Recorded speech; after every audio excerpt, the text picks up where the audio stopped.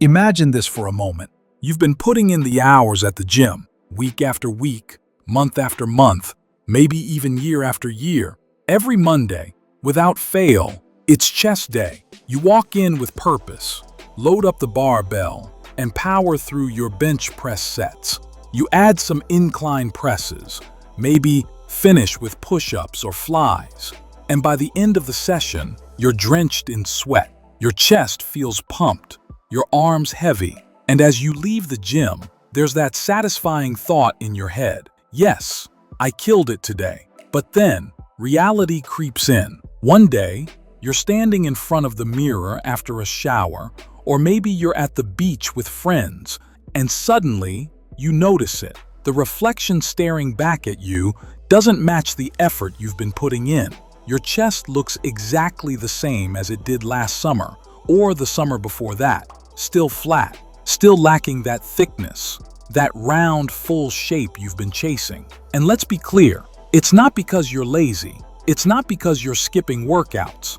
In fact, you might be training harder than most people you know. But the harsh truth is this: hidden within your training routine are tiny mistakes, silent killers that are robbing you of progress.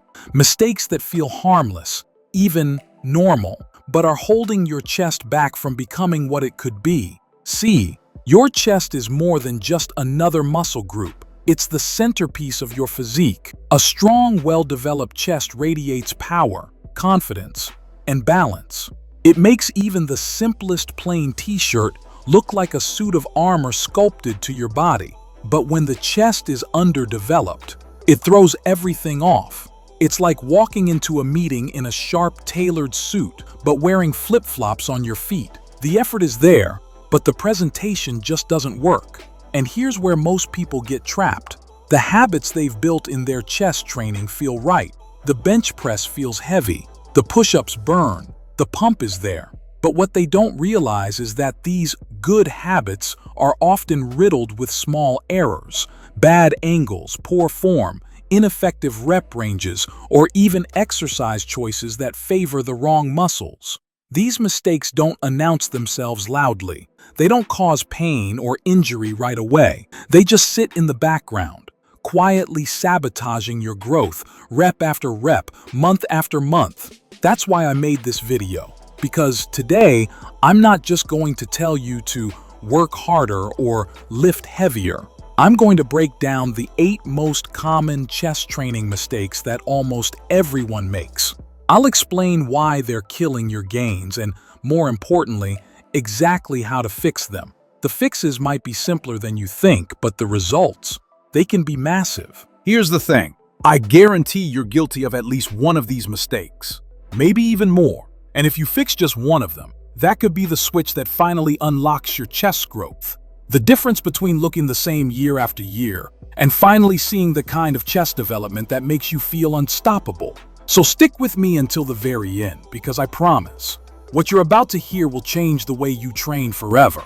And hey, if this already feels like it's hitting home, if you're nodding your head thinking, yeah, that's me, then go ahead and smash that subscribe button right now. Because what I'm about to share isn't just another generic list of tips. It's a complete shift in the way you approach chest training, and it could be the reason you finally get the results you've been grinding for all this time. Mistake number 1. Ignoring the power of the eccentric. Picture this. You're on the bench, grip tight, bar loaded. You unrack, drop it fast to your chest, then blast it back up like you're launching a rocket. Feels powerful, right? Wrong. That fast drop is killing your gains. The lowering phase, the eccentric, isn't just a transition before the press. It's the moneymaker. That's when your pec fibers are under maximum tension while being stretched. And that's exactly what sparks the muscle damage your body rebuilds into bigger, stronger pecs. Skip it, and you're leaving growth behind on every set. Studies even show the eccentric phase can drive up to 70% of the hypertrophy stimulus in a lift. Letting the bar free fall means you're throwing away most of your chest-building potential and risking injury in the process. Your shoulders and elbows take the beating, not your pecs. The fix: treat the bar like it's a loaded spring trying to crush you. And your job is to slow it down with pure muscle power. Lower it under control, about 2 to 3 seconds. Chest up, shoulder blades locked to the bench. No bounce, no rush, just constant pec tension.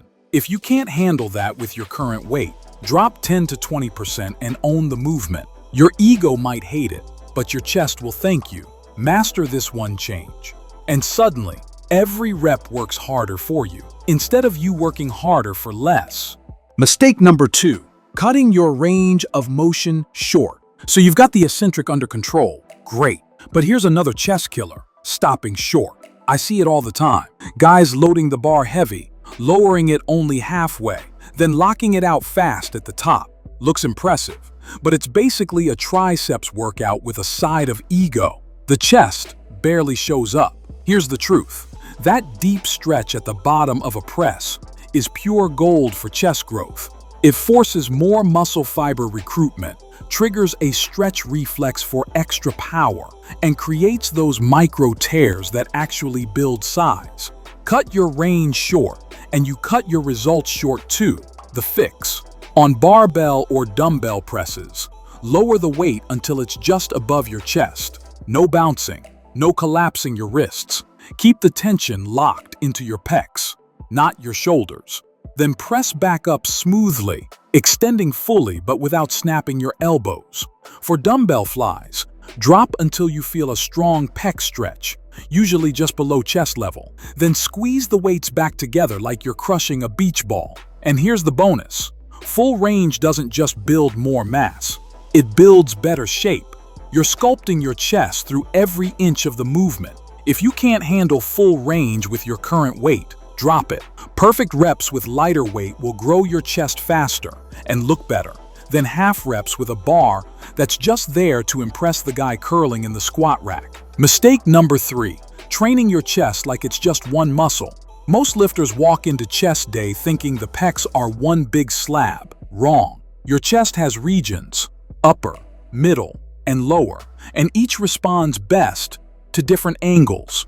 Ignore that, and you'll end up with a chest that's strong, but flat and uneven. The upper chest builds that shelf under your collarbone, the part that gives your chest a powerful 3D look. The middle chest gives you density and width across the front. The lower chest creates that sharp line underneath, carving a clean, athletic shape. Here's the problem. If all you ever do is flat bench, you hammer the midsection while your upper chest lags behind. That's why so many physiques look bottom heavy instead of balanced. The fix. Hit every section of the chest each session. For upper chest, incline presses, incline dumbbell flies, or low to high cable crossovers. For middle chest, flat bench variations. For lower chest, dips, decline presses, or high to low crossovers. Pro tip, always train your weakest area first when you're fresh. If your upper chest is lagging, start with incline work. Over time, this one tweak can completely reshape your chest. Mistake number 4, forgetting to lock your shoulder blades. One of the fastest ways to stall chest growth and wreck your shoulders in the process is pressing with loose shoulder blades. Most people don't notice it, but it's a massive mistake. Here's what happens. When your shoulder blades aren't pulled back and down, your shoulders roll forward as you press. The second that happens, tension shifts from your pecs to your front delts and shoulder joints. The result? A chest that never fully develops, and shoulders that ache every time you lift overhead. The fix. Before every press, barbell, dumbbell, cables, even push-ups, lock in your base. Pull your shoulder blades back and slightly down like you're tucking them into your back pockets. Lift your chest so it's the highest point of your torso, and keep a small natural arch in your lower back. This does 2 things. 1. Going to stable platform for pressing. 2. Going to my pec fiber recruitment on every rep. The key, don't lose that setup halfway through the set. A lot of lifters start strong, but by rep 6 or 7, their shoulders creep forward and the chest checks out. Stay locked in, and suddenly, Your pecs will feel like they're doing all the work they should have been doing all along. Mistake number 5, letting your triceps and shoulders take over. You know the feeling. You crush a chest workout, but afterward, your triceps are fried while your pecs barely feel pumped. That's a dead giveaway. You let the wrong muscles do the heavy lifting. Every chest movement, bench press, push-ups, even fly machines, involves help from your triceps and shoulders. That's normal. The problem comes when they dominate the lift. It usually happens because your elbows are in the wrong spot. Tuck them too close, and your triceps steal the show. Flare them too wide, and your shoulders take the hit. Both rob your pecs. The fix: keep your elbows at about a 45-degree angle from your torso. That's the sweet spot where the pecs stay in control, while your triceps and shoulders assist without taking over. Hand placement matters too. Too narrow, triceps workout. Too wide, shoulder injury waiting to happen. If you really want to grow your chest, focus on feeling it work. Drop the weight, control the movement, and build that mind-muscle connection with dumbbell presses, fly variations, or cable crossovers. Once you've nailed that, bring the focus back into your heavier lifts.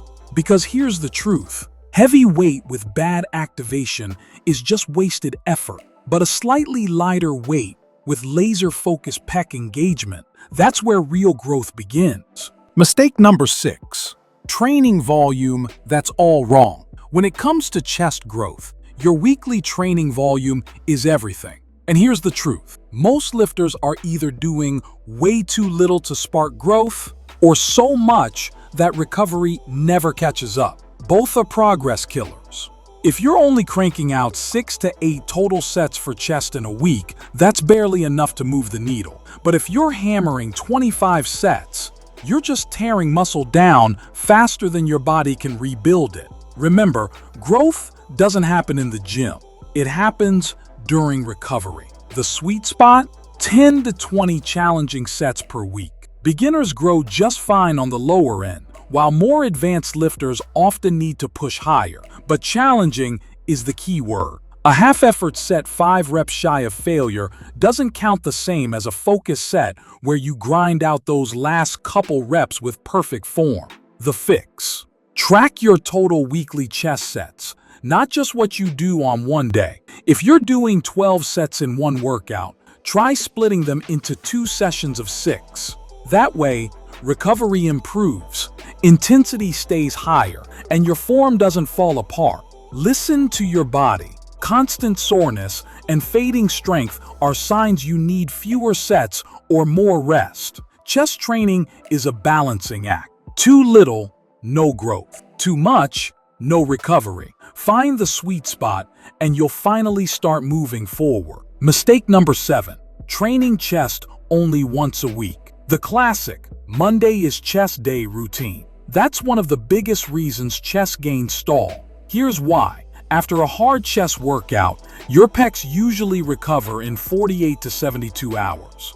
That means by midweek, they're ready for more. But if you only train them once every 7 days, you waste multiple chances to stimulate growth. By the time next Monday rolls around, your chest has been sitting idle for days. The fix: hit your chest twice a week. This lets you spread the volume across multiple sessions, so each workout feels stronger, higher quality, and less fatiguing. Instead of killing yourself with 12 to 16 sets in one brutal session, split it into 2 focused workouts. Here's a smart setup: one day centered on heavy compounds like bench and incline presses. The other built around isolation moves, flies, crossovers, and dips. Not only does this improve recovery and reduce joint strain, but studies show spreading volume across 2 sessions leads to faster, better growth than cramming it all into one. Bottom line, train your chest more often and watch the progress double. Mistake number 8, forgetting progressive overload. The body is designed to adapt. Do the same workout with the same weight, the same reps, and the same tempo every week, and your chest has zero reason to keep growing. That's why progressive overload is king. It's not just about slapping more weight on the bar, though that works.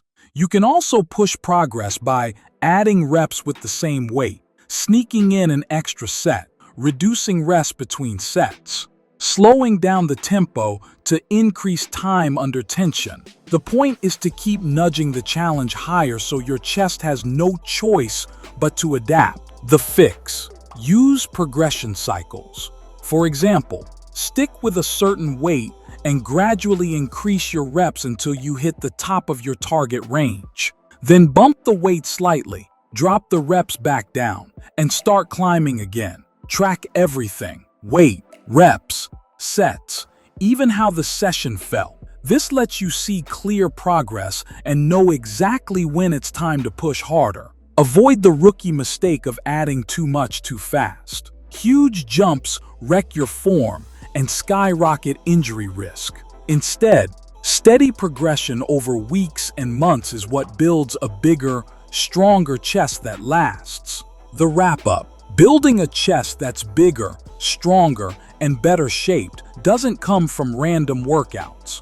It comes from fixing the small mistakes that stall your progress. Here are the 8 to remember. Control the eccentric. Use a full range of motion. Train all parts of the chest. Lock your shoulder blades. Stop letting triceps and shoulders dominate. Hit the right weekly volume. Train more than once a week.